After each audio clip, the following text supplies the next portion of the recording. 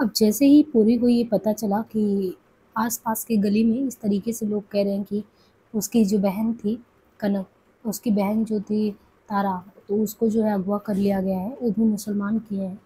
तो अंदर से वो बिल्कुल टूट-सा गया। पुरी के हवाला से छूटने के बाद जो पंडित गिरधारी यहाँ थे, कनक के पिता, वो कनक के पिता जो समझते थे कि कुछ दिन कनक को बाहर भेज दें, तो शायद इन लोगों में आपस में मिलना-जुलना बंद हो जाए। इसलिए लाहौर से बाहर भेज देना अनिवार्य समझ लिया था। उधर नगर में उत्पात के कारण लाहौर हाई कोर्ट में दीवानी के मामले स्थगित कर दिए गए थे, तो नैयर को भी मसूरी में जगह नहीं मिली। तो उसने नैनीताल में एक छोटी कोठी किराए पर ले ली। अपनी माँ कांता और कनक तथा कंचन को भी साथ लेकर वो नैनीताल चला गया। नैनीताल में भी भीड़ कम नहीं थी। पंजाब दूर होने पर भी पश्चिमी पंजाब और लाहौर से आतंक के कारण भाग आए समृद्ध पंजाबी परिवार सब भरे पड़े हुए थे। सब स्थानों पर पंजाब में हिंदुओं पर हो रहे अत्याचारों की ही चर्चा सुनाई देती थी। नैयर 2 वर्ष पूर्व भी हाईकोर्ट की छुट्टियों के समय लाहौर में वकालत करने वाले इलाहाबाद के बैरिस्टर हंसर के निमंत्रण पर नैनीताल में पहले ही रह चुका था। वो नैनीताल की ब्रिज पार्टी और क्लबों से परिचित था। वह दूसरे ही दिन जाकर न्यू क्लब का मेंबर बन गया। उसे ब्रिज की धत थी और खेलता भी था बहुत हिसाब से। यदि पार्टनर बहुत अनाड़ी ना हो तो वह प्राय जीत भी जाता था। कांता कनक और कंजन संबंधी अतिथि के रूप में क्लब में जा सकती थी। उस संध्या जब क्लब में खद्दर के कपड़े और नुकीले गांधी टोपियां ज्यादा दिखाई दे रही थी। छोटी सी पार्टी का सरंजाम था मालूम हुआ उद्योग और नागरिक उपयोग विभाग के parliamentary secretary Shri Krishna Narayan Awasthi club में आने वाले थे। नैयर ने सुना था कि अवस्थी जी केवल पार्लियामेंट्री सेक्रेटरी नहीं, यूपी कांग्रेस में जो है प्रभावशाली व्यक्ति, यूपी कांग्रेस पार्लियामेंट्री बोर्ड के मंत्री भी थे। क्लब में आने वाले लोग ज़्यादातर सूट ही पहनते थे और खद्दर का नियम निभाने वाले लोग अच्छी ऊनी खद्दर के सूट पहनते थे। नैयर और कनक ने लाहौर में सरकारी अफसरों को खद्दर के सूट पहने कभी देखा नहीं था। उन्हें यूपी में राष्ट्रीय भावना की ऐसी प्रतिष्ठा भली जगी। अवस्थी जी खद्दर का कुर्ती, धोती, ऊनी जवाहर जैकेट और तीखी नोकदार कादी टोपी पहने थे। पाँव में चप्पल, सादा अड़िकारा शरीर, गहरा गेहुआ रंग, ओठों के कोनों में पान के चिन्ह, तो इस तरीके से था। और पार्टी में यूपी की महिलाएं 5-6 ही थी, परंतु पंजाब से आई हुई स्त्रियों ने महिलाओं की संख्या लगभग पुरुषों के बराबर कर दी थी। अवस्थी जी से नैयर का परिचय 2 ही वाक्य में कराया गया था, परंतु कनक से उनका परिचय कराए जाते समय नैयर ने आगे बढ़कर कहा, ये पंजाब के बहुत पुराने राजनीतिक नेता पंडित गिरधारी की पुत्री हैं। पंडित जी लाला लाजपत राय, हरदयाल और सरदार अजीत सिंह के सहयोगी थे। और 1914-15 जो उस समय का जो दौर था, उस समय आंदोलन में जेल भी रहे थे। कनक जी में प्रबल साहित्यिक प्रतिभा है, एमए है और प्राय पत्र में कहानी लेख लिखती हैं। अवस्थी जी ने चाय के लिए बड़ी मेज पर बैठते समय कनक को विशेष रूप से संबोधन किया, आइए। और नैयर और कनक चाय के लिए अवस्थी जी के साथ बैठे। नैयर को नैनीताल पहुंचे सप्ताह भी नहीं पूरा हुआ था। उसका छोटा भाई राजेंद्र बहनोई के पूरे परिवार, बहन बहनोई और माँ जवान बहन को साथ लेकर वहाँ आ गया। उन लोगों ने बताया सरगोधा में तो हिंदुओं के महल जला दिए गए, स्त्रियों को दिन दहाड़े घर से उठा लिया गया। महेंद्र और राजेंद्र ने ठंडी सड़क, गर्म सड़क, आयर पाटा, रामजे रोड, टोलबार रोड, सेक्रेटेरिएट के ऊपर, पहाड़ियों के ऊपर, नीचे काला खाना और काला डूंगी तक सब जगह बड़ी कोठी के लिए तलाश की। कहीं कोई स्थान खाली नहीं मिल रहा था। सब लोग जैसे तैसे सिमट कर उस छोटे से बंगले में ही निर्वाह करने लगे। एकांत का अवसर किसी के लिए था नहीं। अपनी अपनी भक्ति के प्रदर्शन के लिए आतुर समथिन वृद्धाओं और 3 उपद्रवी बच्चों के रहते चुपचाप बैठकर पढ़ने या लिखने का अवसर होता कैसे। नैयर की माँ प्रातः बहुत देर तक जपुजी साहब सिखों के धर्म ग्रंथ का पाठ करती, कभी सुखमणी साहब का पाठ करने लगी। इतने में भी उनकी तुष्टि ना हो पाती तो वे हनुमान चालीसा, गंगा स्तुति जो भी याद था सबको करती। उनकी स्पर्धा में नैयर के बहनोई की माँ भी घंटी बजा बजा कर, तो एक तरीके से बढ़िया प्रतिस्पर्धा चल रहा था। और भक्ति पूजा पाठ पूरा, मतलब कि उस छोटे से घर में पूजा पाठ से लेके सब कुछ होता था, तो शांति नाम की चीज़ नहीं थी। अब देखिए कनक के लिए बड़ी मुश्किल हो गई थी। नैयर, कांता, कनक अभूत शब्दों के इस धार्मिक कोलाहल से उठते परंतु चुप रह जाते। नैयर कह भी देता, हिंदू तो किसी भी देवी देवता को पूजे बिना नहीं छोड़ देना चाहता। अपने देवताओं को पूज लेता है तो पड़ोसी के देवता को भी पूज लेना चाहता है। कनक कह देती, पर हिंदू इतने असंख्य और प्रबल देवताओं की पूजा से कृपा पाल लेने के बावजूद जान बचाने के लिए भागते रह रहे हैं। नहीं, ये समझने का नाट्य करता हुआ हिंदू अपने देवताओं से रक्षा की आशा थोड़ी ही करता है। वो तो अपने देवताओं को पालता पोसता है, उन्हें उठाए फिरता है, उनकी ही रक्षा करता है। बगले में पूजा पाठ और बच्चों की चिल्लपों और शोर का बाहर नैनीताल की प्राय हर समय की वर्षा सड़कों पर घूम घूम कर या झील के किनारे बेंच पर बैठे कुछ पढ़कर समय काट देना भी संभव नहीं था। नहीं तो क्लब में जाकर ब्रिज खेलता रहता, कभी पेग 1.5 पेग लेता और लाहौर और इलाहाबाद हाईकोर्ट के मुकदमों के पेचीदगी पर बात करता। कंचन क्लब में कैरम खेल लेती थी, उसे ब्रिज सीखने का भी शौक था। नौसिखिए दूसरे दर्जे की खिलाड़ी उसे साथ ले लेते। कनों को ये सब कुछ नहीं आता था। वह सप्ताह भर में नैनीताल और क्लब से उठ गई वो लड़की के विवाह में परिवार के हस्तक्षेप की समस्या पर कुछ लिखना चाहती थी। रात से अधिक चाहती थी अकेले बैठकर सोचने की क्या वो कर सकती इसमें। पूरी से 60 दिन तक कोई संपर्क न रखने की वजह से नैयर के सम्मुख की हुई प्रतिज्ञा का समय समाप्त होने में 4 ही दिन तय किया था। नैयर सहायता देने के बजाय पुरी को अयोग्य प्रमाणित करने के लिए बहस करता। इस कारण कनक को नैयर का साथ बहुत अच्छा लगता भी नहीं था। वह पुरी की निंदा नहीं सुनना चाहती थी। प्रतिक्रिया में वो अपनी बात पर दृढ़ हो जाती। संध्या समय वर्षा न होने पर कनक विमल बेला से नीचे उतर कमल्ली ताल की ओर कुछ दूर जाकर झील के किनारे कोई सूनी बेंच पाकर झील की ओर मुख कर बैठ जाती। सोचने लगती परिवार के अत्याचार के विरोध में सदा के लिए कुमार की प्रतिज्ञा कर कोई काम आरंभ कर दे। फिर पुरी का हाथ पकड़कर प्रण और उसे बार बार आश्वासन याद आते कि कैसे जो है परिवार से स्वतंत्र हो जाना ही जरूरी है। वह पुरी को केवल क्लेश दे रही है और उन सबसे क्लेश पा रही है। पुरी की आर्थिक स्थिति बल्कि आत्मसम्मान के विचार से भी जीविका के लिए कुछ कर सकना आवश्यक ही है। उस संध्या भी वर्षा थम गई थी। कनक रंगीन साड़ियों, जनाना पंजाबी सूटों और चुस्त कपड़े पहने जवानों से भरी सड़क के किनारे किनारे झील के साथ साथ सूनी बेंच की तलाश में तली ताल की ओर जा रही थी। सामने से दो आदमी के बीच में पैदल चले आते अवस्थी जी दिखाई दिए। समीप आने पर उन्होंने नमस्कार किया। कनक ने विनय से नमस्कार का उत्तर दिया। अवस्थी जी अपने साथियों को पीछे छोड़कर उसे कुशल मंगल पूछने लगे और आग्रह किया, आप अपनी बहनोई और बहन के साथ हमारे यहाँ चाय पीजिए। अपनी कोठी का पता बताकर पूछ लिया, कब आएंगे आप लोग? जीजा जी से पूछूंगी जब उन्हें फुर्सत होगा, कनक ने संकोच से कहा। कल परसों जब आप लोगों को सुविधा हो पहले फोन कर लीजिएगा। अवस्थी जी ने स्थिति सरल कर दी। नैयर ने पार्लियामेंट्री सेक्रेटरी के निमंत्रण का स्वागत किया। कनक ने फोन पर सूचना दे दी। नैयर, कांता और कनक संध्या समय विशेष संभ्रम और शिष्टाचार के प्रति सतर्क होकर उनके यहाँ कोठी पे गए। अवस्थी जी बरामदे में आराम कुर्सी पर बैठे थे और 5-6 आदमी उन्हें घेरे थे। इन लोगों को लगा कि इनका आना ठीक समय नहीं हुआ। अवस्थी जी व्यस्त है। अवस्थी जी ने अतिथियों का स्वागत खड़े होकर कहा। उन्हें भीतर ड्राइंग रूम में ले गए। मिलने आए लोग प्रतीक्षा में बरामदे में बैठे रहे। चाय में विशेष तकल्लुफ़ नहीं दिखाई दी। सस्ते चिप्स उड़े और जाल पड़े हुए प्याले, तिपाही पड़े बिछा कपड़ा चाय के प्यालों के अनेक बार बार असावधानी से उठाए और घर जाने की घटनाओं को गवाही दे रहा था।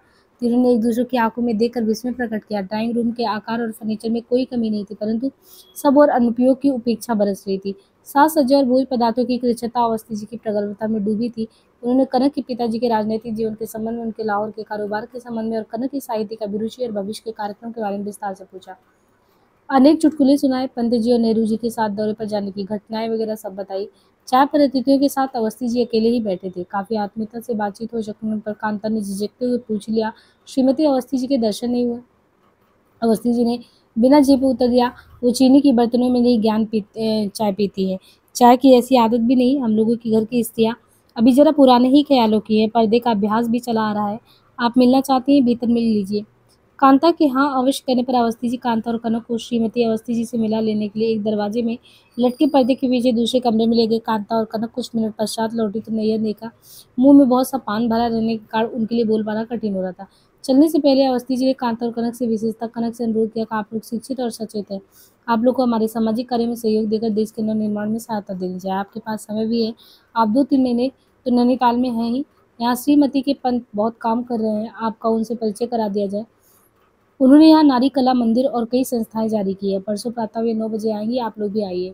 विदा के लिए उठते समय उन्हें फिर पान स्वीकार करने पड़े। वे लोग एक एक पान लेकर उठ गए, परंतु जाना कि पान का जोड़ा ही प्रस्तुत किया जाता है, वैसे स्वीकार करना उचित है। अवस्थी जी की कोठी से निकल सड़क का पहला मोड़ मुड़ते ही कनक और कांता ने सड़क के किनारे होकर पान थूक दिए। 4 पान उनके लिए 4 दिन के महीने के लिए पर्याप्त था।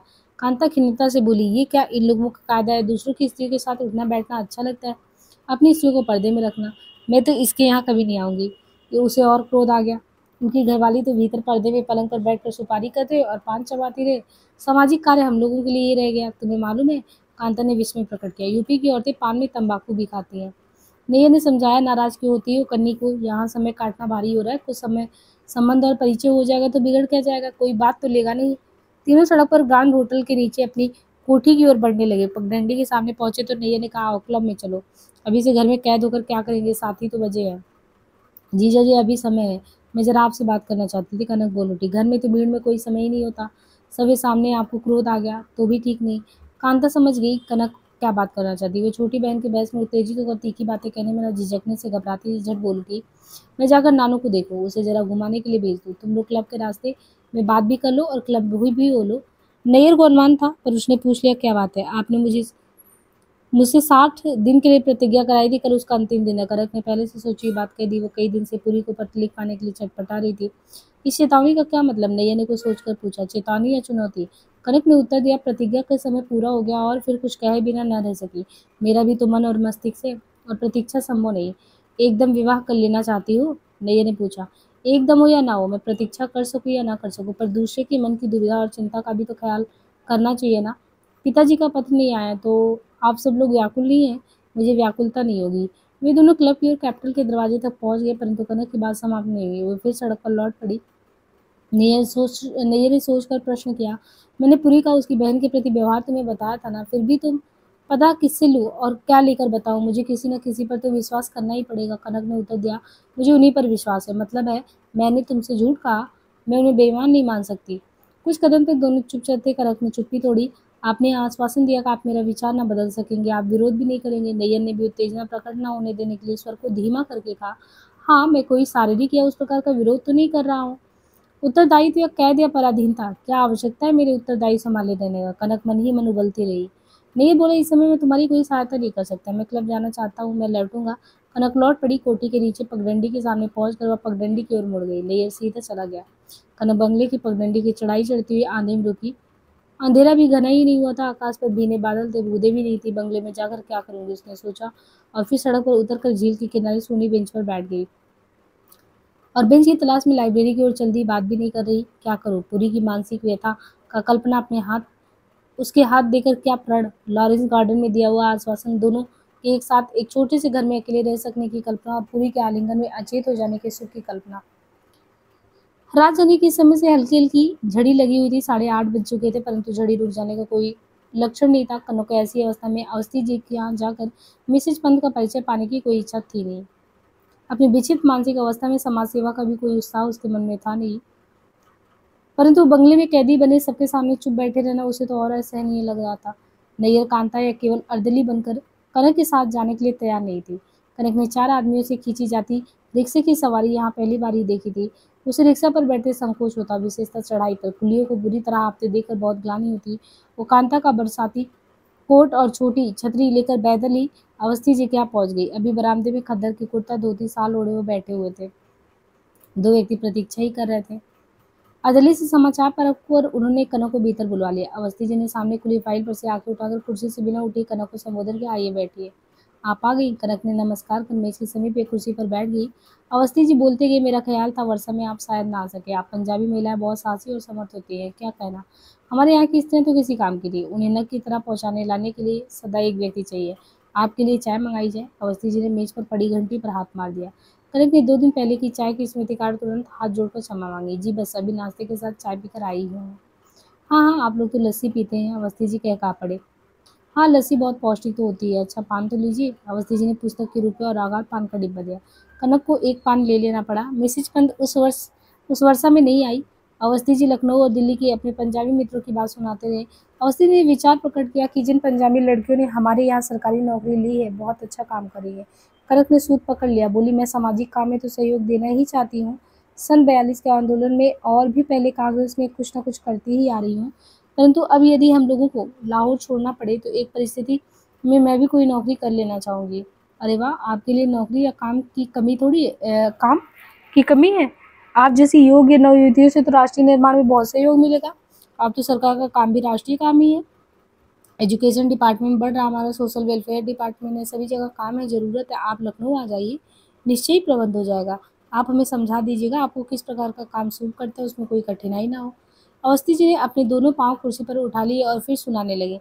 हमें तो पंजाब से बहुत स्नेह है। हम 1929 में लाहौर कांग्रेस में भी गए थे। पंजाबी लड़कियों में तो बहुत लाइफ होती है, बहुत निसंकोच होती है, उनके चेहरे पर स्मृति की मुस्कान आ गई। हमें तो सदा याद रहती हैं। त्रिपुरी और रामगढ़ कांग्रेस में भी हमारी कई पंजाबी परिवारों में मित्रता हो गई थी। एक बार हमने लखनऊ का दशहरी आम भी भिजवाया था। अब तो मौसम ही नहीं रहा, वरना आपको लखनऊ का आम जरूर खिलाते। मज़ा तो है आम के बाग में जाकर आम खाने का। आपको ले चलेंगे। अवस्थी जी के ओठों पर अजीब सी मुस्कुराहट और कुछ भिजती सी आंखों में रसीलापन आ रहा था। कनक सोच रही थी शायद लखनऊ के आमों की रस की स्मृति से मुख में पानी आ रहा है। 1.5 घंटे के लगभग बीत गए। कनक ने अनुमान प्रकट किया, मिसेज पर शायद वर्षा के कार्ड नहीं आ सकेंगे।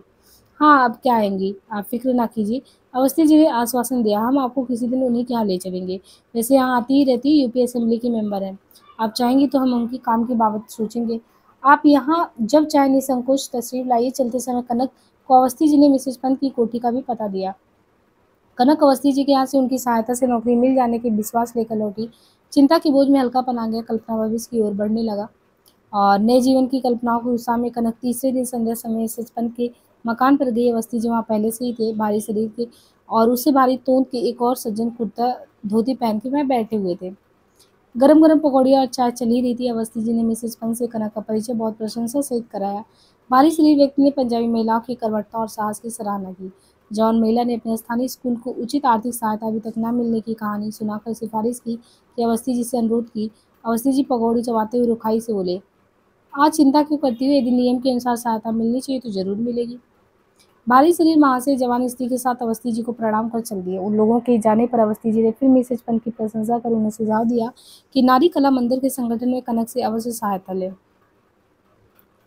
अवस्थी जी ने पांव से चप्पल निकाल दी और पांव सोफा कुर्सी पर उठाकर आराम से बैठ गए। सामने की सोफा कुर्सी के आधे भाग में सिमटी हुई कनक बोली, आप लखनऊ में रहने का निश्चय कर लीजिए। जॉब हो जाएगा, हम रविवार को लखनऊ जा रहे हैं। आप जब भी चाहें लखनऊ आइए। आप चाहेंगी तो किसी स्कूल में भी हो जाएगा। जॉबों की कमी नहीं है, सार्वजनिक संपर्क विभाग में बहुत जगह है।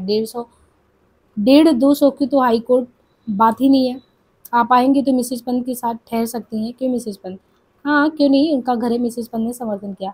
सहसा अवस्थी जी बोल उठी, मिसेज पंत, परसों यदि आज की तरह आकाश खुला रहे तो एक पिकनिक हो जाए।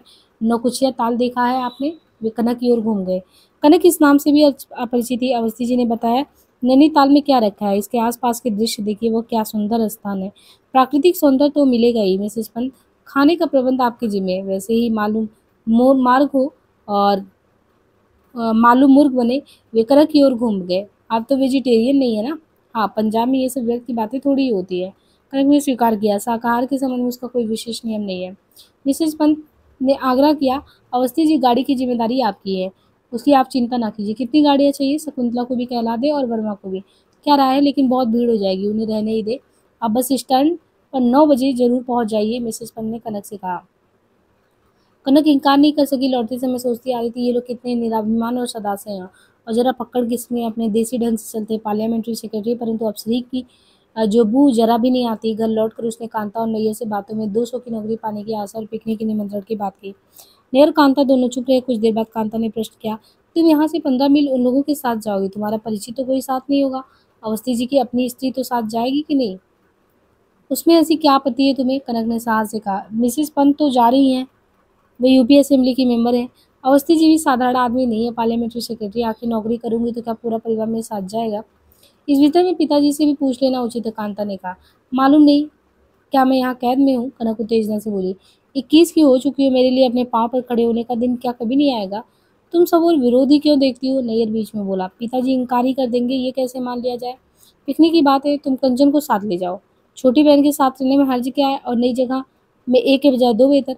उस रात कनक पलंग पर कंचन के साथ लेटी तो अपनी और की पार्टी से चिपकी बहुत देर तक सोचती रही कि मार्ग दिख रहा है तो साहस से आगे बढ़ना चाहिए। इस घर में उसका समय समाप्त हो चुका है। नौकरी की आशा ने उसके विचारों को हवा दी। नीचे करिए, कल जीजा को ही कह दूंगी और जरूर लाहौर पत्र लिख दूंगी। मेरा नाम आया, पत्र लेने का अधिकार किसे है? लिख दूंगी, उत्तर रजिस्टर्ड लिफाफे में भेजे और उस पर स्पष्ट लिख दे, पर्सनल। कनक को पिकनिक का निमंत्रण आकाश साफ होने की अवस्था में दिया गया था। सूर्योदय से पहले ही वर्षा हो रही थी और 10 बजने के बाद भी होती रही। कनक को अवस्थी जी के अनुरोध पर पिकनिक जा सकने ना जा सकने का वो खल रहा था कि नहीं जाने को मिल रहा है, परंतु वर्षा से कैसे लड़ती? वर्षा घट्टी को जा और जोरों से हो गया था। 10 साढ़े 10 के समय कांता, कंचन, कनक और नैयर भी पोस्टमैन की प्रतीक्षा करने लगते। वे लोग लाहौर से कई पत्र लिख चुके थे, परंतु पिताजी का पत्र 2 सप्ताह से आया नहीं था। इस समय सभी का नजर बंगले के फाटक पर लगा रहता। वर्षा के बावजूद भी यही बात थी। नैयर बरामदे में आराम कुर्सी पर लेटा रीडर्स डाइजेस्ट पढ़ रहा था। दूसरी कुर्सी पर बैठी कंचन नानों के लिए स्वेटर बुन रही थी। कनक भीतर पलंग पर लेटी अपना भविष्य निश्चय कर रही थी। जीजा जी चिट्ठी आई। कंचन को पुकार सुन कनक भी बाहर आ गई। मोम जामे की बरसाती ओढ़े पोस्टमैन कंचन से जो है दस्तखत करा रहा था।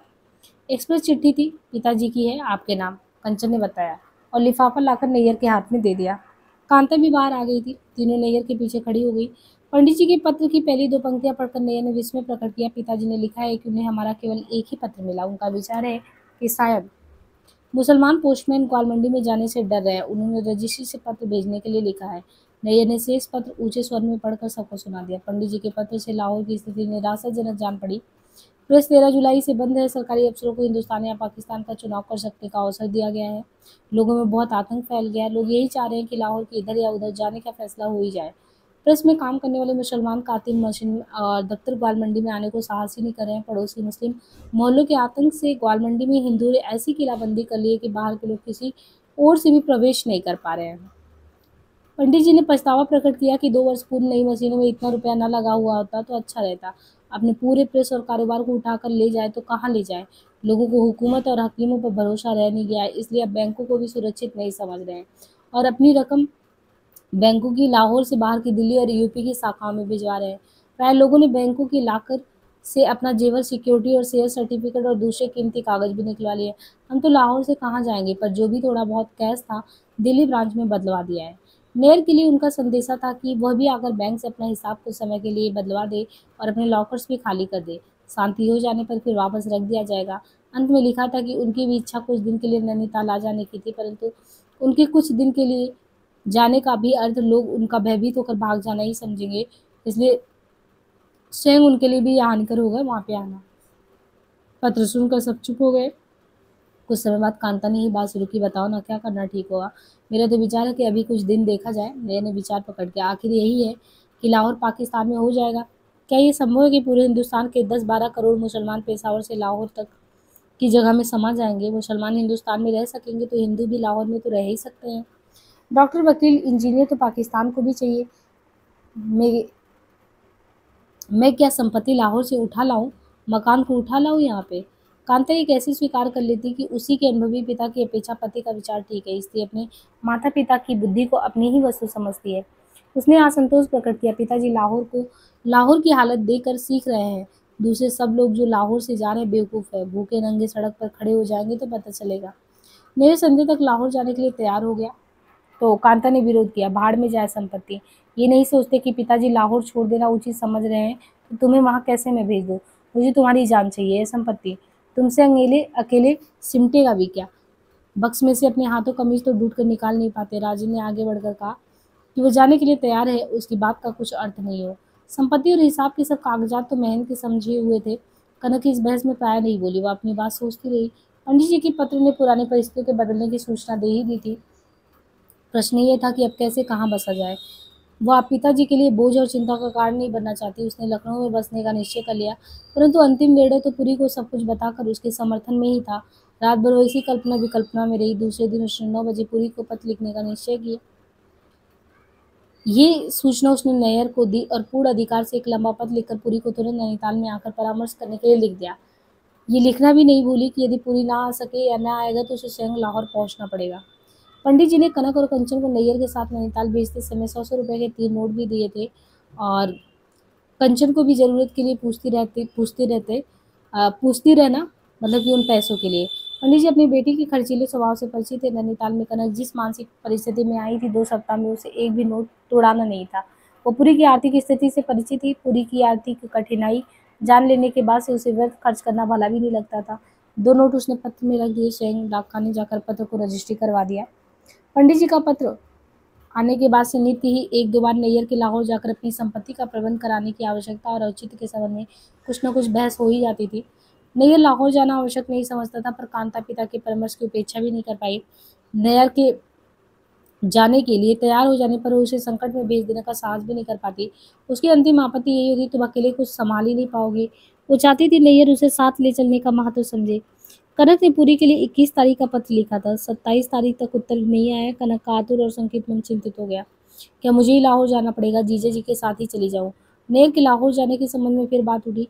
नेर के अकेले संभाल ना कर सकने की बात भी कांता ने दोहराई थी, तो कनक कह बैठी, मैं साथ चली जाऊं? अच्छा। नैयर ने बहुत गहरे अर्थ को ध्वनि में विस्मय में प्रकट किया। कनक की हट के कारण और उस विषय में कनक और नैयर के मतभेद के कारण दोनों में बातचीत बहुत कम ही हो गई थी और नोकझोंक हास परिहास बंद हो गया था। कनक तो अपने अधिकार के लिए लड़ने की उत्तेजना में स्वभाव को उत्तेजना अनुभव नहीं किया, परंतु नैयर को पुराने अभ्यास पर लगा वो नियंत्रण खल रहा था। 5 दिन पूर्व कनक ने पुरी को पत्र लिखने की सूचना दे ही दी थी। ये पारिवारिक लिहाज के अंत और युद्ध की घोषणा ही थी। नैयर को अपनी दैनिक जो है नैतिक स्थिति और आत्मसम्मान के विचार से असहयोग कर देना पड़ा था, परंतु कनक से मैत्री और नोक-झोंक और हास परिहास की भूख तो मिट नहीं गई थी। रोग के उपचार के लिए यह पत्र उसे रोग से भी ज़्यादा अप्रिय लग रहा था। मैं साथ चली जाऊं? कनक की इस बात को नैयर ने असहयोग समाप्त कर देने का निमंत्रण समझा, परंतु कनक के लिए तो अपना इष्ट प्राप्त किए बिना सहयोग या असहयोग की बात का कोई मतलब था नहीं। उसने उस गहरे विस्मय पूर्ण अच्छा के उत्तर में पूछ लिया, क्यों? नैयर का काम भी टूट चुका था। बोला, मैं वहां दूसरी संपत्तियों को समेटूंगा, तुम्हारी चौकसी करूंगा। मैं आपकी मैं आपकी संपत्ति हूँ? कनक ने तिनक कर पूछा। बीती घटनाओं की स्मृति से चौकसी शब्द से चुप गया। खैर, मेरी संपत्ति होने के विरुद्ध तो लड़ना नहीं पड़ेगा, परंतु वहां अगर कोई जबरदस्ती तुम्हें संपत्ति की तरह उठा लेना चाहेगा तो उसे भी तिनक कर डांट देने से काम चल जाएगा। नैयर ने पूछा। कनक ने जिस चौकसी का संकेत समझकर क्रोध किया था, उसे भ्रम पाकर वह भी परिहास का लोभ संचरण न कर सका और बोली, बस अपनी मर्दानगी पर इतना ही भरोसा है? मैं तो केवल काके यानी छोटे लड़के की सूटकेस से कमीज निकर निकाल देने और टूट बदल लगा देने के लिए साथ जा सकती हूँ। नहीं जरूरत तो ना सही। उसने अंगूठा दिखा दिया। 2 दिन तक साली जीजी में खूब नोकझोंक हास परिहास चलता रहा। नैये ने कहा, हमारे पूर्वजों ने स्त्री को लक्ष्मी कहा है। लक्ष्मी का अर्थ ही संपत्ति होता है। वो पुकार लेता है, कांता तो कब भेज रही है मुझे लाहौर? रक्षा के लिए एक सिपाही तो तैयार है, अब क्या डर है? 29 तारीख को भी कनक 11 बजे तक बंगले के फाटक की और पोस्टमैन के लिए आंखें लगाए रही। आंखें निराश होकर भीतर पलंग पर जा लेटी। अपने में डूब जाने के लिए कमल से मुंह ढक भी लिया था। सोच रही थी, पत्र में सब कुछ स्पष्ट लिख दी हूँ, फिर भी मुझे क्रोध करे तो क्या न्याय है? कनक कानों ने सुना। नैयर का स्वर था, परंतु फिर असहयोग की ध्वनि। कनक ने सोचा, अभी 10 मिनट पहले तो ठीक ढंग से बोल रहे थे। उत्तर देते हुए कनक ने मुख पर कंबल हटा दिया। तुम्हारे लिए एक पत्र है, नैयर ने अंग्रेजी में गंभीर स्वर से कहा। बंद रजिस्टर लिफाफा कनक के तकिए के समीप रखकर वह बिना कुछ कहे चला गया। लिफाफे पर लिखा था पर्सनल और इस सब को रेखांकित कर दिया गया था। नैयर ने लिफाफा नहीं खोला तो स्वयं लाकर दे देने का अभिप्राय वो दिखा देना चाहता था कि पत्र आने की बात हमें मालूम है। कनक को पत्र पाकर जो संतोष और उत्साह हुआ, उसमें नैयर के मौन विरोध की चिंता के लिए स्थान नहीं था। उसे उल्टा नैयर में क्रोध आया। वो मुंह फुलाते तो फुलाते रहे, मैं किसी का क्या बिगाड़ रही हूँ? इन्होंने अपनी पसंद से विवाह नहीं किया? विवाह से पहले चोरी चोरी पत्र नहीं लिखते थे क्या? मैं ही तो दोनों के पत्र एक दूसरे को देती थी। अब परिवार की प्रेस्टीज का प्रश्न इसलिए आ गया कि उनके पास पैसा नहीं है। लखनऊ में हम दोनों को 2-2 250 की नौकरी मिल ही जाएगी तो सब तो ठीक ही हो जाएगा, हमारा भी विवाह हो जाएगा। 30 जुलाई को दोपहर के समय दिल्ली, लाहौर और लखनऊ से आए दैनिक पत्र बांटने वाले ने स्टेटमेंट और ट्रिब्यून नैयर के हाथ में दे दिए। कनक बिना बोले ही दोनों में से एक ले लेने के लिए आगे बढ़ी। नैयर कनक से बिना बोले नहीं रह पाया। देख लो, मैं तो कहता ही था, लाहौर में हिंदुओं के सदा के लिए न रह सकने का कोई कारण नहीं हो सकता। कांग्रेस और मुस्लिम लीग दोनों की ओर से घोषणा है कि हिंदुस्तान और पाकिस्तान में अल्पसंख्यकों को सभी नागरिक अधिकार समान रूप से दिए जाएंगे और उन्हें धार्मिक और सांस्कृतिक आचार व्यवहार की पूरी आज़ादी होगी। ये नैनीताल हिंदुस्तान ही तो है, यहाँ मुसलमानों को कौन खाए जा रहा है? कनक ने नैयर की बात सहसा नहीं मान ली। बोली, जीजा जी, यहाँ की बात दूसरी, यहाँ कांग्रेस का शासन है। कांग्रेस तो विभाजन चाहती ही नहीं थी, वो तो मुसलमानों को भी संतुष्ट करना चाहती थी। कांग्रेस हिंदू मुस्लिम की दो भिन्न जातियों को भी नहीं मानती। नैयर ने विश्वास कर लिया कि अपनी संपत्ति का प्रबंध करने के लिए तुरंत लाहौर जाने की कोई आवश्यकता नहीं है। उस संध्या न्यू क्लब में पहुंचा था, सामने ही दिखाई दे गया ग्लास में विस्की सोडा लिया नैनीताल का वकील पांडे। पांडे राष्ट्रीय विचारों के आड़ कांग्रेसी था, कांग्रेस की सदा आलोचना भी करता रहता था। उन्हें खद्दर का सूट पहनता, परंतु गांधी जी की नीति की आलोचना ही करता। नैयर को देखकर पांडे अंग्रेजी में बोल उठा, नैयर, तुम तो लाहौर जाओगे ही, जिन्होंने तुम्हें आश्वासन जो दे दिया है। नैयर सदा ही आबादियों के परिवर्तन को अव्यवहारिक बताता, तो उसने स्वीकार किया, हाँ जाएंगे ही, नहीं तो जाएंगे कहाँ? और बोला, अरे भाई, मुस्लिम लीग के लोगों में हिंदुओं के प्रभुत्व की आशंका बैठी हुई है। उन्हें शासन का अक्सर अवश्य मिल जाएगा तो उनकी हीनता की भावना स्वयं ही मिट जाएगी, फिर उन्हें किससे आशंका होगी? पांडे के साथ तनकर खड़े खिचड़ी हो गई, दाढ़ी को बट थोड़ी बांधे विस्की सोडा का गिलास उसने तर्जनी से अपने हटाया और चेतावनी दी, नहीं नहीं, तुम क्या कह रहे हो? ये घोषणा केवल शब्दों का जाल है। मुसलमानों के मन में हिंदू सिख के प्रति गहरा द्वेष भरा हुआ है। मुझे जवाब दीजिए, इंटरिम कैबिनेट में मुस्लिम मंत्रियों को कांग्रेसी और हिंदू मंत्रियों ने कौन अधिकार कम दिए? लेकिन मुस्लिम लीग के मंत्रियों ने काम चलने ही नहीं दिया। हर कदम को असंभव ये बना देते हैं। सरदार जी का स्वर ऊंचा होता जा रहा था। वे सहयोग चाहते ही नहीं, किसी शक्ल में सहयोग नहीं चाहते। आखिर गांधी को भी पटेल और नेहरू की व्यवहारिक बात माननी ही पड़ी थी। अचकन चूड़ीदार पैजामा पहने एक और पहाड़ी सज्जन आगे, वे नैयर के समर्थन में बोले, लेकिन हिंदू और मुसलमान सदा ही उधर परस्पर हत्या की अवस्था में तो नहीं रह सकते। हिंदुस्तान पाकिस्तान तो बन गया, फिर भी दोनों का सहयोग तो जरूरी है ना। गांधी कहते हैं सरताज जी ने उत्तेजना से टोका। गांधी पहले विभाजन का भी विरोध करता था। गांधी कहता था विभाजन मेरी लाश पर होगा। अब उसे अपनी गलती माननी पड़ी या नहीं? गांधी तुम्हारा खुदा है? कोई गांधी को शैतान समझते हैं, उसकी बात को फरेब समझते हैं, वे उसकी बात कैसे मानेंगे? नैयर ने सरदार जी की उत्तेजना का कोई उत्तर नहीं दिया और बोला, कांग्रेस और लीग के नेताओं ने व्यवहारिक दृष्टिकोण से एक नीति स्वीकार की है तो संदेह क्यों किया जाए? पांडे 2 घूंट लेकर शांति से बोला, लीग का दृष्टिकोण ही दूसरा है। वे लोग हिंदू और मुसलमान को दो भिन्न जाति मानते हैं, मिलकर रहना चाहते हैं तो दो जातियों का सिद्धांत क्यों बनाते हैं? नैयर बोला, परंतु हम दो जाति नहीं समझते, हमें दिखाना है कि महत्व संप्रदाय का नहीं, महत्व देश का है। पंजाब मेरी मातृभूमि है। पांडे ने नैयर की बात के प्रति वितृष्णा प्रकट करने के लिए गर्दन पीछे कर डाली और बोला, यू आर दिल्ली नैयर। क्या जर्मन यहूदी जर्मनी को अपनी मातृभूमि नहीं मानते? हिटलर ने सबको निकालकर बाहर नहीं कर दिया। इसके बाद गांधी से कहना पाकिस्तान में जाकर लोगों के हृदय परिवर्तन करें। पांडे ने मुक्का उठाकर चेतावनी दी, जिन्ना अपनी सीमा में उसके प्रवेश का विरोध कर रहा है। सरदार जी यहाँ संतुष्ट होकर कहे, यस दे रहे हो। तो यहाँ पे देखिए आपस में सब लोगों की बातचीत चलने लगी कि वहाँ पे क्या हो रहा है, कैसे हो रहा है, और वही है अंतर्राष्ट्रीय घटनाएं, राष्ट्रीय घटनाएं, सब परिदृश्य में बात हो रहा था। नए ने सिर उठाकर तर्क किया, अंतर्राष्ट्रीय कानून भी मनुष्य के ही बनाए हुए हैं, वे कोई पूर्ण आदर्श नहीं। हिटलर और उसके गिरोह पर व्यापक नरहत्या के लिए मुकदमा चलाया जाना नया अंतर्राष्ट्रीय आदर्श ही तो है। मुझे भी मानवता में विश्वास है। मुझे आशा है कि गांधी अपने सदस्य से जिन्ना के हृदय में विश्वास जरूर उत्पन्न कर लेंगे। नेवर नेवर, इम्पॉसिबल, सरदार जी गरज उठे। पांडे ने हाथ उठाकर सरदार जी को धैर्य रखने का संकेत दिया। अभी कुछ नहीं कहा जा सकता। ओहो, पांडे ठहाका लाकर हंस पड़ा। वेल अकबर, पांडे ने इस बार रूम की ओर घूमकर ऊंचे स्वर में बैरों को पुकारा, नैयर साहब के लिए एक बड़ा विस्की ले आओ। एक हमारे लिए भी, सरदार जी ने पुकारा। नैयर ने आराम से खड़े होने के लिए कदम खोल दिया और पतलून की जेब में हाथ धंसाकर जरा कमर तोड़कर बोला, पांडे विश्वास रखो, ये सब उपद्रव, स्पर्धा और हिंसा चल नहीं सकती ज्यादा दिन। बहुत से लोग उन दोनों को घेर कर बोलने लगे। दोनों को आपस में सीधे बात करना संभव नहीं था। वे दोनों ब्रिज के टेबल की ओर बढ़ गए। कनक ने पत्र में पुरी को लिख दिया, ठहरने का प्रबंध हो जाएगा, सोचा था होटल में ठहरा देगी। पंजाब से आए बहुत से लोग अस्थायी रूप से होटलों में ही तो रह रहे थे।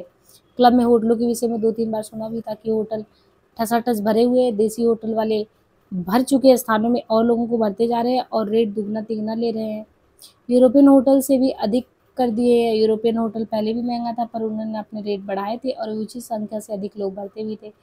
पूरी कतार आ गए तो कनक ने डाकखाने से अस्टोरिया होटल में फ़ोन कर सिंगल कमरे के लिए पूछा। उत्तर मिला, आज खाली नहीं है, हाँ कल से मिल सकेगा।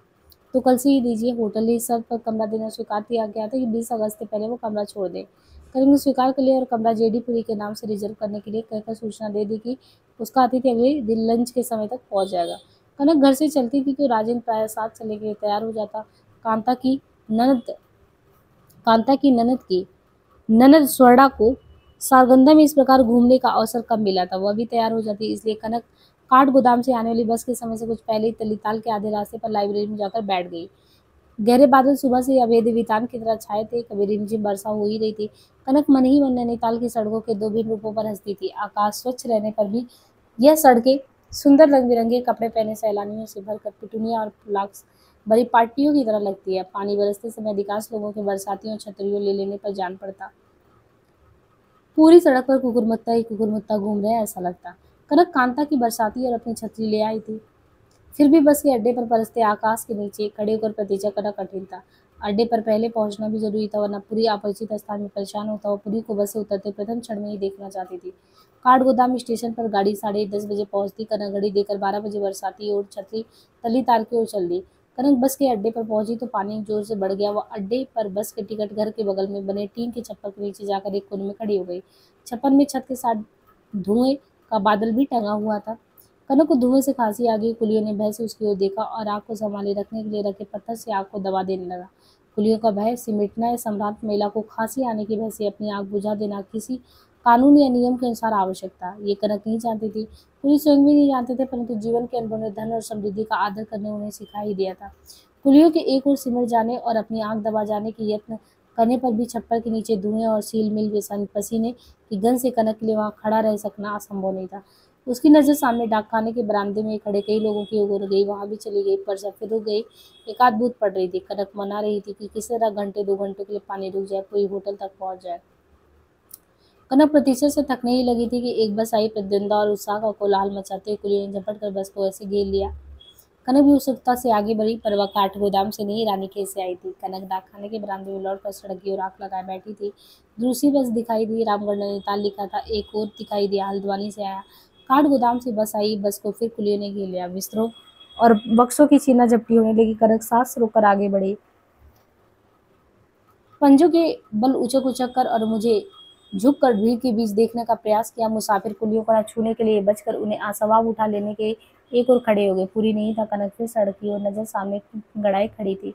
हल्की हल्की बूंदें फिर बरसने लगी। काठ गोदाम से दूसरी बस आई, फिर कुलिया ने बस पर छापा मारा। ड्राइवर, क्लीनर और मेंढक का डांट फटकार लगाया गया। कनक बस के दरवाजे पर नजर लगाई थी कि प्रत्येक उतरने वाले को देख पाए। वो भीड़ की ओर झपट पड़ी। चारखाने की कमीज और स्लेटी रंग की पतलून पहने पूरी कुलियों को हटाकर बस से उतरने का यत्न कर रहा था। कनक को उतावली हो रही थी और भीड़ उसे रास्ता नहीं दे रही थी। पूरी लोगों से कंधे रगड़ता भीड़ के किनारे तक आया तो उसने अपनी बाह पकड़ लेने वाले की ओर देखा। देखता रहा, गदगद हो जाने के कारण कुछ बोल नहीं पाया। उसने कनक का हाथ अपने हाथ में दबा लिया और फिर चारों ओर खड़ी भीड़ का ध्यान कर हाथ को छोड़ दिया। पूरी 4 आदमियों से खींची जाती रिक्शा पर बैठने में झिझक रहा था। आदमी की सवारी उसने पहले कभी नहीं देखी थी। कनक ने समझाया, वर्षा है, बिस्तर है, तुम भीग जाओगे।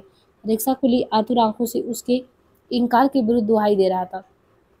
वर्षा ने पूरी को संकोच समाप्त कर दिया। जोर का चींटा आ गया। कनक पूरी को लेकर डाकखाने के बरामदे में आई। कुली ने प्रसन्न होकर रिक्शा पर सामान रख लिया और रिक्शा को बरामदे जितने समीप हो सका सटा दिया। कनक और पूरी रिक्शा में बैठे। कनक ने आदेश दिया, अस्टोरिया होटल। कुली ने तुरंत रिक्शा के सामने और दाएं बाएं का भाग तिरपालों से ढक दिया। कनक और पूरी पर्देदार डोली में बंद हो गए। उन्हें न सड़क दिखाई देता और कुछ।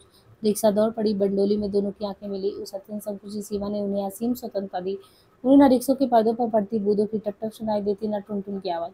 कनक चौकी। रिक्शा की चालू बहुत धीमी हो गई थी और कुली हाफ रहे थे। उसने रिक्शा को घेरे पर्दों में एक फांक बनाकर देखा। रिक्शा मल्लीताल बाजार से पहले अस्पताल के साथ की चढ़ाई चढ़ रहा है। बिमला बिल्ला को जाने वाली पगडंडी पीछे छोड़ गई। कनक को जान पड़ा रिक्शा वहां तक उड़कर या एक ही छलांग में आ गई। दोनों मिलन के प्रथम क्षण में प्रेम के मौन संप्रीत आदान प्रदान में बंधे रह गए। उनके ओठ कुछ भी बात भी नहीं कर पाए। उस क्षण में ये रिक्शा तल्लीताल से अस्पताल की चढ़ाई पर पहुंच गया। पूरी की बाहों से छूटे बिना उसके कंधे पर हाथ रखकर कनक ने कहा, मैं अगली चौक में उतर कर दूसरी रिक्शा पर लौट जाऊंगी। वहां से तुम्हारा होटल कुछ ही कदम है। रिक्शा तुम्हें अपने आप ले जाएगा। मुझे देर हो जाएगी। तुम्हारे कमरे का नंबर 7 है। अभी नहा धोकर लंच ले लो, कुछ विश्राम करो। मैं 5 बल्कि 6 बजे आऊंगी, तभी बात करेंगे। पूरी के लिए नैनीताल के सबसे अच्छे यूरोपियन होटल का परिचय जीवन का नया अनुभव था। होटलों के विषय में उसने केवल सुना ही पढ़ा था। होटल के दफ्तर से चुस्त सूट पहने आदमी उसके साथ हो आया और उसे सफ़ेद वर्दी पहने बैरे के सुपुर्द कर दिया। बैरे ने झुककर सलाम किया। बैरे ने पूरी का छोटा सा बिस्तर एक बड़ी अलमारी में लगा दिया। बैरे ने अलमारी में उसके कपड़े लटका कर जूते दूसरी ओर रखे और एक दरवाजा खोलकर पूछा, हुजूर गुसल करेंगे? गर्म पानी चाहिए? पूरी ने स्वीकृति में सिर हिला दिया। पूरी नहाने के लिए गुसलखाने में गया तो 2-3 तौलिया देकर उनके प्रयोग का अनुमान करने के लिए अपना कान को जाने लगा। डाइनिंग हॉल खूब बड़ा, बड़ी सभा के योग्य स्थान था। 4-4 हल्की कुर्सियों के बीच सफ़ेद कपड़ों से ढके मेज, मेजों पर सफ़ेद कपड़े से भी अधिक सफ़ेद प्लेटें। ये सभी यूरोपियन ढंग था भोजन का। बैरी चुपचाप झुक कर चुस्ती से वस्तुएं प्रस्तुत कर रहे थे। पुरी का परिवार मास्टर जी के विचारों के कारण शाकाहारी बन गया था। मांस उसने न केवल 3-4 बार मिथ्या संस्कार के विरोध में खाया था, कांटे छुरी का भी अभ्यास नहीं था। नहाकर भूख चेत आई थी। वो अकेला एक मेज पर बैठा बहुत अधिक ना खा सका, पर भूखा भी नहीं रहा। पूरी विश्राम के लिए स्प्रिंगदार पलंग पर लगी कोमल बिस्तर पर बैठा तो एक बार उछल सा गया। ये नया अनुभव असुविधाजनक नहीं, अभी तो कुछ कुछ अपरिचित युवा नारी के स्पर्श की भांति लगा। इस स्पर्श के बैचित में अपनी झिझक के बावजूद आकर्षण था। वो चारों ओर सफाई, स्वच्छता की गंध और कोमलता को अनुभव कर रहा था। वह लाहौर की बरसात की उमस भरी गर्मी से आया था, जहाँ शरीर पसीने से गलता रहता था। नैनीताल में शीतलता से अधिक कुछ सर्दी भी मालूम हुई। उसने बिस्तर पर लगा हुआ चादर, जुड़ा कंबल वो भी ओढ़ लिया। नींद से जागने और कमरे में जुटपटा और धुंधला होने का पूरी सहसा समझ ना सका कि समय सूर्योदय का सूर्यास्त। उसने पूछा, क्या बजा? और समय देखने के लिए उन्हें कलाई कमर से बाहर निकाला। 6:15। कनक ने बता दिया। मैं आई तो बाहर बरामदे में मैंने बताया साहब सो रहे हैं। उसने 3 बार खटखटाया, आप उठे ही नहीं। वो भीतर कैसे आता? 6 बजे चाय का टाइम खत्म हो गया। खैर कोई बात नहीं, नींद तो ले ली। पूरी कुछ समझ नहीं पा रहा था। विश्राम, सब सुविधा, कोई बाधा नहीं। और कनक अपना शरीर उस पर टिकाए उसके पलंग की पाटी पर बैठी हुई। किसी की दृष्टि को, किसी की बात की आशंका नहीं। वो नैनीताल पहुंच गया था या किसी अन्य लोक में। कनक ने बताया, आज हम लोग 8:30 तक स्वतंत्रता से चाहे साथ घूम सकते हैं। वे सब लोग सिनेमा गए, जीजा जी क्लब में हैं। सहसा उसका स्वर बदल गया। और अब मैं परवाह नहीं करती, मैंने उनका कहना निभा दिया। वो बोलने लगी तो एक सांस में घर के विरोध की सब बातें उसने निसंकोच कह डाली। और पार्लियामेंट्री सेक्रेटरी द्वारा लखनऊ में 200 रुपये की नौकरी की बात वो भी बता दी। पुरी ने सुझाया, वह तो उन्होंने तुम्हारे लिए कहा है, मुझे भी तो काम चाहिए। तुमने मेरी नौकरी के विषय में लिखा था कि नहीं? मेरे लिए हो सकता है, तुम्हारे लिए क्या कठिनाई होगी? लेखों को कौन नहीं जानता? तुम्हारा नाम तो पहले ही जानते होंगे। तुम्हारी योग्यता क्या छिपी हुई है? और कनक अवस्थी जी की सरलता पे बात की। कनक और पूरी होटल से बाहर निकले तो सूर्य पश्चिम की ओर पहाड़ी के पीछे छिप रहा था। उस दिन भी चौथे पहर के लगभग बादल बिखर गए थे। बादलों के बड़े बड़े मैले उजले टुकड़े आकाश में जहाँ तहाँ उड़ रहे थे। कुछ बड़े बड़े टुकड़े देवदारे और घनी वनस्पति से ढकी पहाड़ियाँ कंधों पर आ टिकी थी। बाजार लाकर दोनों अस्पताल पहुंचे। हाँ, ये झील यही है। पुरी के कदम टेढ़े गए, उसकी दृष्टि दाईं ओर गई। हम रिक्शा में झील के किनारे किनारे ही तो आए थे। हाँ, रिक्शा बंद था, तुम देख नहीं पाए। बस से उतर तभी नजर नहीं आया था। कनक ने पूछा, कहाँ देख पाया? उस समय तो भीड़ ने पागल बना दिया। पुरी झील की ओर आंखें गड़ाए रहा। इतना देर तक कनक को अपनी बातों के सिवा और कुछ याद ही नहीं आया। पूछा, तारा बहन का विवाह ठीक ठीक हो गया? पुरी की गर्दन झुक गई। हृदय गले से धीमे से बोला, विवाह ऐसे समय जैसे हो सकता था हो गया और बेचारी रही भी नहीं। क्या? कनक ने आतंक से गहरा सांस लिया। पुरी ने संक्षेप में पिताजी, तायाजी और समझे की इच्छा के कारण विवाह करा दिए जाने और उस रात बन्नी के हाथों पर आक्रमण होने की बात बताई। लाहौर के ऐसे वातावरण में यदि कोई विवाह का अवसर था पर लड़कियों के अभिभावक तो बोझ टाल देने की बात करें। तारा बहन क्या ये विवाह करना नहीं चाहती थी? कनक ने पुरी की स्पष्ट बातें साहस होकर पूछ लिया। सुनते हैं उस लड़के को काफी बदनामी था। नहीं, मैं तो किसने कहा तुमसे? पुरी ने पूछा और कहता गया। तारा की सगाई तो 44 के शुरू में हो गई थी, मैं तो जेल में था। कहते हैं तारा ने विवाह का विरोध भी किया। कनक ने और पूछा। पुरी ने पल भर सोचकर बोला, क्या तुम्हारे जीजा नैयर कहता है? हाँ, उन्होंने मुझसे कहा था। कनक ने स्वीकार किया। पुरी से वह कोई बात क्यों छुपाती? पुरी ने खिन्नता प्रकट की। गलियों में बीसियों तरह की बातें चलती हैं। सुखलाल के विरोधी भी तो लोगों ने बातें उठाई थी कि ऐसे लड़के लड़की है या मेल। मैं तो साफ स्वीकार करता हूँ, मुझे लड़का विशेष पसंद नहीं था। पर 3 बरस सगाई रह चुकी थी। सुखलाल हमारे ताया जी, पिताजी सभी के लिए वो सम्मान का प्रश्न था। तारा की ओर से कोई बात उठे बिना मेरे बोलना जसता नहीं था, चाहे हिंदू लड़की के पुराने संस्कार हो या जो भी हो। उसने आपत्ति नहीं की तो मैं क्या कहता? दोनों एक दूसरे से परिचित नहीं थे। कनक ने जिरा की। मुझे उसका विशेष सम्मान नहीं, परंतु मेरे अज्ञान में या मेरे जेल में रहते समय अगर कुछ रहा हो तो मुझे मालूम नहीं। पुरी ने उत्तर दिया। पुरी से इतनी अस्पष्ट निश्चय लिया था तो बात सुनकर कनक क्या संदेह करती। समझ लिया नैयर ने पुरी की अन्य झूठी निंदा की होगी, ऐसी कहानी पर विश्वास कर लिया होगा, कुछ बढ़ा के कर दिया होगा। उसने व्यथा भरे प्रश्न को फिर नहीं उठाया। दोनों झील के किनारे तली ताल तक गए। अंधेरा हो गया। लौटते समय कुछ देर एक बेंच पर बैठे रहे। पुरी सामने की झील की लौटते विस्तार को देख रहा था। तुम्हारे जैसे मर्मस्पर्शी लेखक इस दृश्य को ना देखी कितना अन्याय है। मैं इसे अकेली क्या देखती, यहाँ बुलाकर ठीक किया ना। उत्तर में पुरी ने कनक को हाथ अपने हाथ में लिया और कई क्षण तक वैसे ही मौन बैठा रहा। लौटते समय कनक को नैनीताल में परिचय पाए कुछ चेहरे दिखाई दिए। उसने किसी की परवाह नहीं की। ये पुरी के साथ निधड़क चल रही थी। गर्दन गर्व और संतोष से उठा था, चेहरे पर तृप्ति का भाव भी था। संध्या भोजन के पश्चात पुरी अपने कमरे में पहुंचा तो उसका बिस्तर फिर से लगा दिया, चादर की सलवटें दूर कर दी गई, दोनों तकियों को फुला के रख दिया गया। पुरी को यह साफ सज्जा अपूर्व सौंदर्य से जान पड़ा। उसे याद आया संपन्न लोग बिस्तर में जाने के लिए विशेष प्रकार का कुर्ता पजामा पहनते।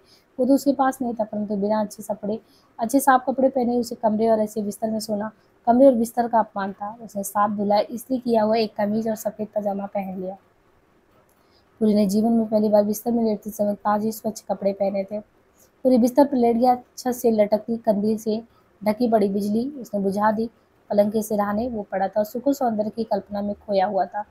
छोटा सा बंगला, स्वच्छ साफ आदरपूर्ण व्यवहार, सुख और समृद्धि, सब उसके लिए उत्तेजना और उसकी नींद को मस्तिष्क से दूर भगा दिया। उसका मन और शरीर कनक के लिए व्याकुल उठा। कनक के बिना ये चित्र रंगहीन, केवल चित्र की बूटी बूटी रेखाएं मात्र। 3 घंटे पूर्व कनक को बाहों में पा लेने की जो संतोष थे उसके मन में, वो न जाने कितनी करवटें बदलता रहा। कनक ने पुरी को समझा दिया था कि नैयर कांता है, कंचन देख लेंगे तो कुछ कह नहीं सकने पर भी खिन्न तो होंगे ही, उसे कुछ लाभ नहीं होगा। दूसरे दिन कनक 9 साढ़े 9 बजे होटल के ऊपर सेक्रेटरीट के नीचे पार्क में उसकी प्रतीक्षा कर रही थी। वे पहाड़ी के ऊपर से तलीताम को जाने वाली सड़क पर घूमते हुए बड़े बड़े पत्थरों पर बैठे अपने भविष्य की योजना पर विचार कर रहे थे। भविष्य के प्रश्न को अवस्थी जी ने आश्वासन देकर आशा में तो उत्साहपूर्व बना ही दिया था। पुरी ने नैनीताल आकर जिस सुख और संतोष का परिचय पाया उसकी कल्पना की अति श्रृंखल उड़ानों में उससे भी परे था। कनक का प्रेम जाल का ऐसा पात्र नहीं था जिसे पुरी को उठाना पड़ता, न वह ऐसा कूप था जिसमें यथेच जल ले लिया जाए। वह तो नैनीताल की विस्तृत झील की तरह था जिसमें तैरकर पुरी से पार भी न कर सकता था। पुरी का मस्तिष्क उस सुख को अस्थायी बना लेना चाहता था। अगले ही दिन उसने कनक से यथासंभव शीघ्र लखनऊ चलकर अपने भावी जीवन की स्थिति नींव डालने की बात की। अवस्थी जी से परिचय कनक का ही था। बात को ठीक ढंग से आरंभ करने के लिए कनक का ऐसा समय लखनऊ जाना आवश्यक था। कनक भी ये समझती थी। वो भावी जीवन के लिए दृढ़ निश्चय कर ही चुकी थी। साहस की भी उसमें कमी थी नहीं, फिर भी बहन और जीजा से और घर में अकेले लखनऊ चले जाने की अनुमति मांगने में समाज के संस्कारों की झिझक का अनुभव हुई। उसने बात दूसरे दिन पर टाल दी। कनक नैनीताल में आने के समय से बंगले में जगह की तंगी और परिवार से मतभेद के कारण प्रतिदिन ही दोपहर के भोजन के पहले 1.5-2 घंटे के लिए, फिर और दोपहर के बाद भी काफी समय के लिए अनुपस्थित रहती। नैयर और कांता उसका कार्ड जानते थे और ये भी जानते थे कि वो लाइब्रेरी में जाकर या झील के किनारे बैठकर कुछ पढ़ कर या कुछ समय बिता लेती है। लोक अपवाद की आशंका से कनक के व्यवहार का अनुमोदन न कर सकने पर भी उसके मानसिक क्लेश के प्रति उन्हें दया और सहानुभूति। कुछ दिनों से कनक का घर से बाहर रहना बढ़ गया था और उसके घर से आने जाने का ढंग और मुद्रा में जो परिवर्तन आ गया वो ध्यान में आए बिना नहीं रह सकता था। इस विषय में नैयर, कांता, राजेंद्र और उर्मिला के कौतूहल का समाधान भी जल्दी ही हो गया। 8 अगस्त दोपहर 3 बजे कनक ने साड़ी बदलकर बरामदे में निकलते हुए कांता से कहा, बहन जी मैं जरा जा रही हूँ। नन्ही नन्ही करनी, आज मिस्टर बाधवा के यहाँ चाय पर जाना है। तुम्हारे और कंचन के लिए तो मिसेज बाधवा ने खास तौर पर कहा था, कांता ने वादा की। मैं आप लोगों के साथ कैसे जा सकती हूँ? उत्तर में कनक ने विस्मय प्रकट किया और फिर व्यवस्था प्रकट की। यदि आपने पहले कह दिया होता तो मैं मिसेज पंत से आज के लिए नहीं कहती, फिर मेरी प्रतीक्षा करती रहेंगी। तो अपने जीजे से पूछ ले, कांता ने कहा। मैंने आपसे कह दिया, कनक बहन के और कुछ कह सकने से पहले बरामदे से उतर आई। कांता चुप रही। ये क्या नया तरीका है? कनक और पूरी बातचीत करते ग्वाली रोड पर काफी दूर चले गए। वे शाम के 6:30 के लगभग लोअर माल से एम्बर्ट हॉल के ऊपर तक आकर नीचे माल की ओर जाने वाली सड़क से उतर रहे थे। इन सड़कों की कड़ी चढ़ाई उतराई को कुछ सहला पा सकने के लिए ये सड़क दाएं बाएं बल दे देकर चढ़ती उतरती बनाई गई थी। हमारे बुलाने पर नहीं आई और यहाँ सैर हो रही है, क्योंकि वहां से वो लोग जब गुजर रहे थे तो कनक नहीं जानती थी कि बाधवा परिवार उसी ओर रहता है। बगली के हाथी के फाटक पर खड़े समूह में उनकी आंखें नैयर, कांता और मिसेज बाधवा से मिल गई। हमारे बुलाने पर आई नहीं और यहाँ सैर हो रही है। मिसेज बाधवा ने कनक को पुकार लिया।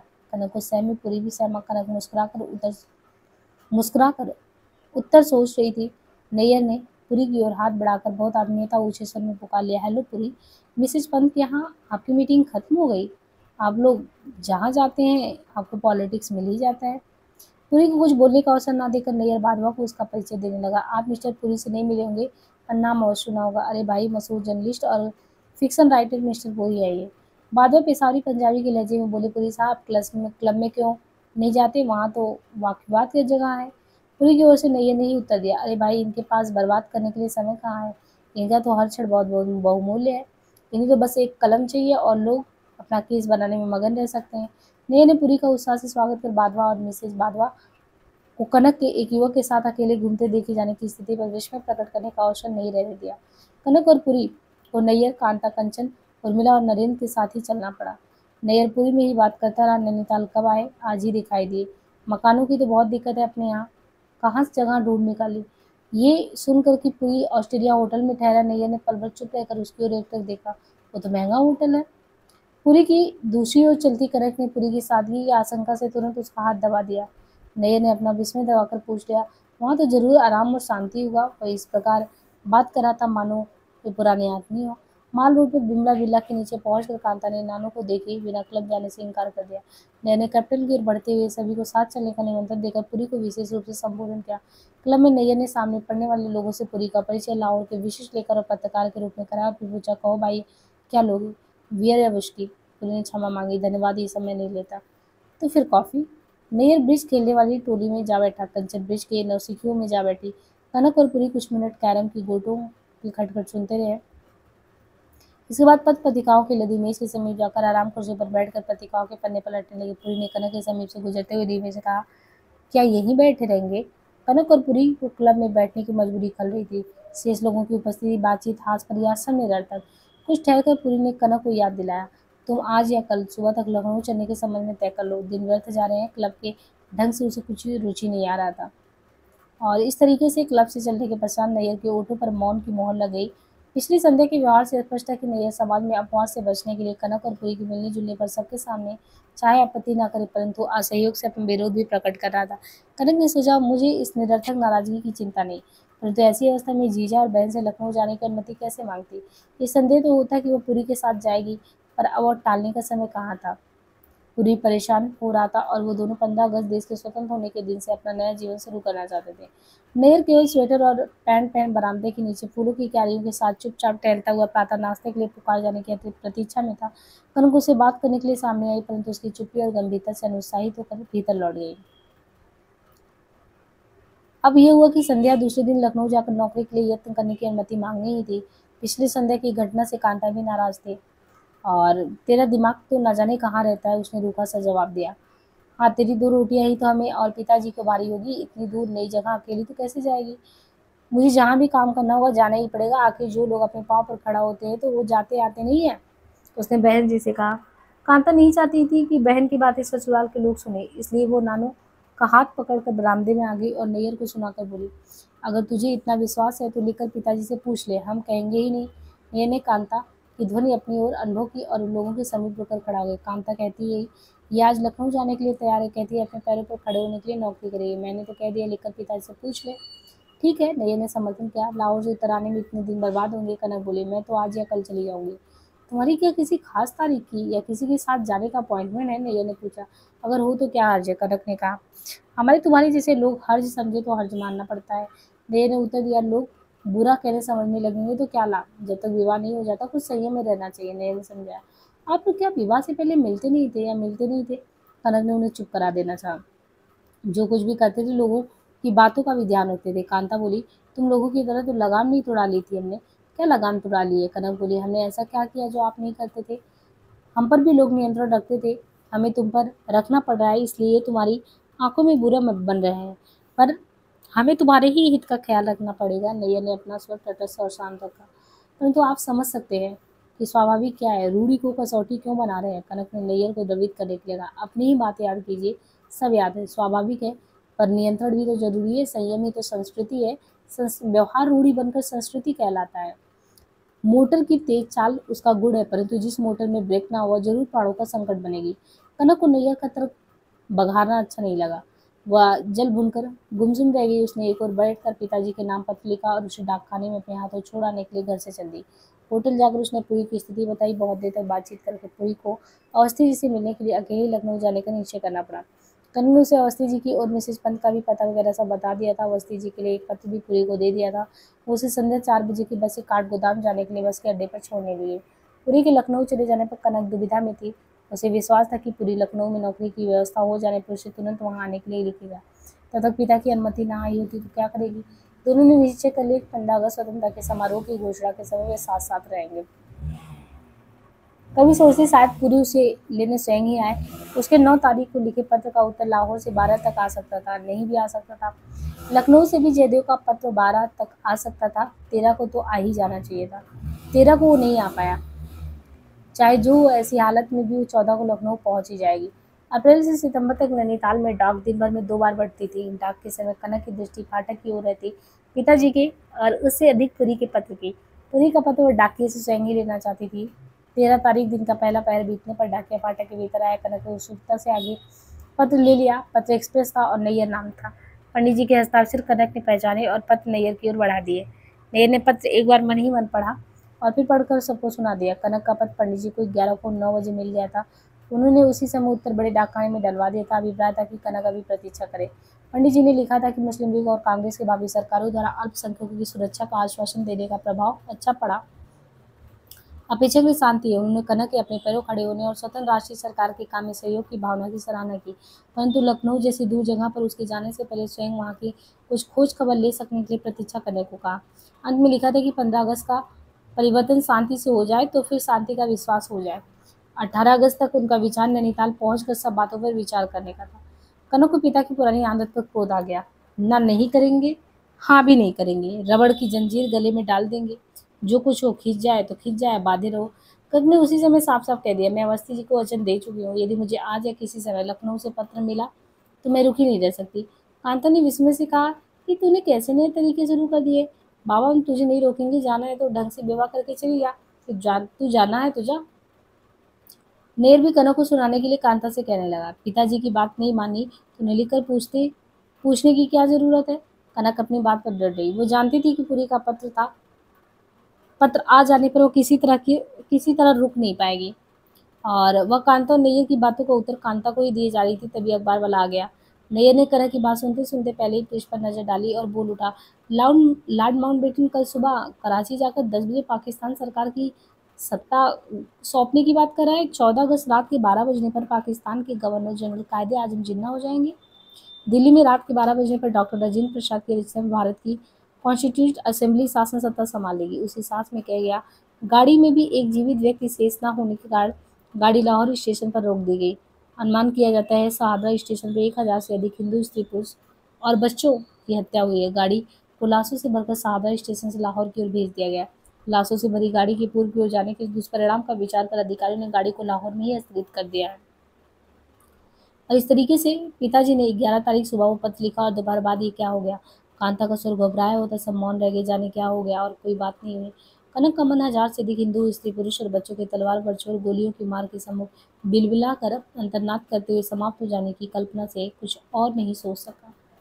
आगे हम देखेंगे नेक्स्ट पार्ट में। आज के लिए इतना ही। धन्यवाद।